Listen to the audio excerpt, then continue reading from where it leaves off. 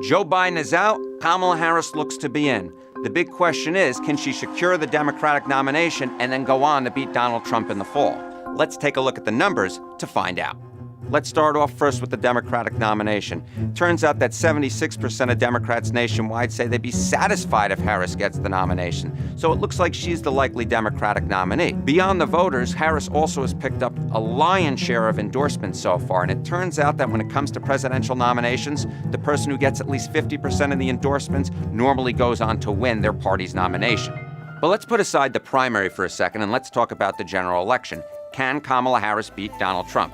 Well, when looking at a national polling average from 2024, she can't do any worse than Joe Biden, who led on 0 days during the calendar year against the former president.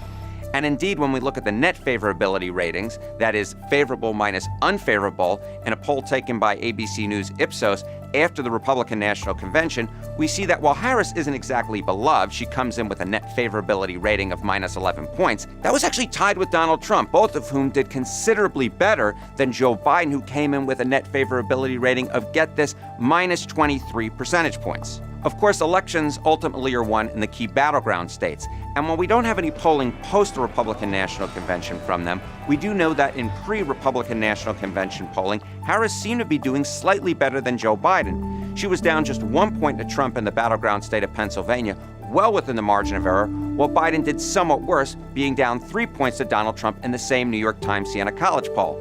That may not seem like a big difference, but remember, elections in this country are determined by the slimmest of margins. Harris may also be able to put back into place some states that Joe Biden didn't seem particularly competitive in this time around. I'm talking about states like Arizona, Georgia, and Nevada, states that tend to have younger and more diverse populations.